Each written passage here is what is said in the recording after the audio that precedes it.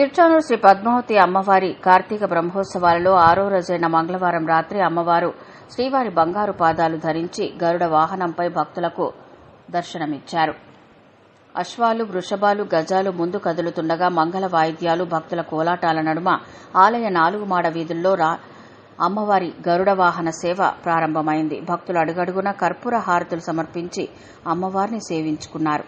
గరుడ సేవ రోజున అమ్మవారికి శ్రీవారి స్వర్ణ పాదాలు అలంకరించడం ఆనవాయితీగా వస్తోంది. గరుడ సేవ రోజున తిరుమలలో స్వామివారు తనకు అత్యంత ప్రీతిపాత్రమైన గరుత్మంతునిపై విహరిస్తారు. తిరుచానూరులో అమ్మవారికి గరుడ సేవ జరుగుతున్నప్పుడు శ్రీవారు తన గుర్తుగా అమ్మవారికి తన బంగారు పాదాలను పంపుతారు.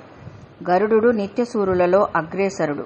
గరుడుని 2 రెక్కలు జ్ఞాన వైరాగ్యాలకు చిహ్నాలుగా పురాణాలు చెబుతున్నాయి. శ్రీవారు అమ్మవారిని గరుడాల్వారు దాసుడిగా, చాందినిగా, ఆసనంగా, వాహనంగా సేవిస్తున్నారు. గరుడ పచ్చను వక్షస్థలంలో అలంకారంగా ధరించే శ్రీవారు పద్మావతి సమేతంగా నిజ సుఖాన్ని ప్రసాదిస్తారని పురాణాలు తెలియజేస్తున్నాయి.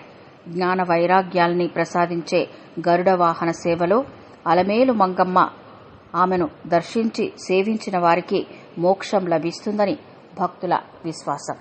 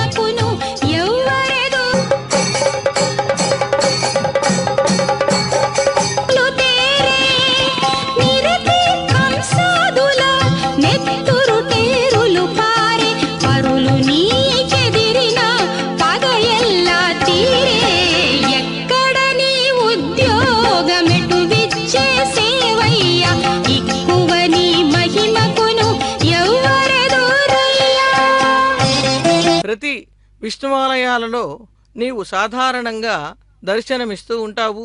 శ్రీరంగంలో ఉన్నటువంటి నీ మూర్తి వైభవం వేరు, తిరుమలలో ఉన్న నీ మూర్తి వైభవం గెలిచి అంటూ రుక్మిణీ కళ్యాణం కథ ప్రారంభమవుతున్నది.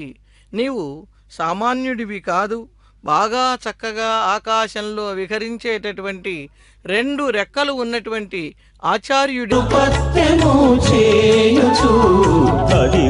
కొలువై ఉన్నాడు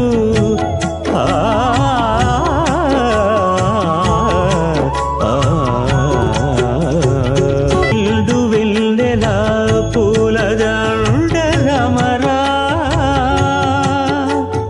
నిసదాని మదగా మాసగా నిసగమదని దమదని సగమగ సగసని కుండిగను కానుకలను పొనరలక్కలు చేయా కుండిగను కానుకలను పొనరలక్కలు చేయా దండిమి శ్రీమన్నారాయణ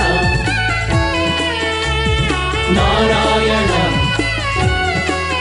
శ్రీమన్నారాయణ శ్రీమన్నారాయణ మహిమ వెలసి శృంగారమైనట్టి మా శ్రీ వెంకటాధిపుడు ఉందో ఒక ప్రణాళిక ఉన్నదో అది అదిగో అమ్మవారిని అలా తన వీపు మీద తీసుకుని వెడుతూ ఉన్నటువంటి గరుత్మంతుడికి ఒళ్ళు పులకరించిందండి.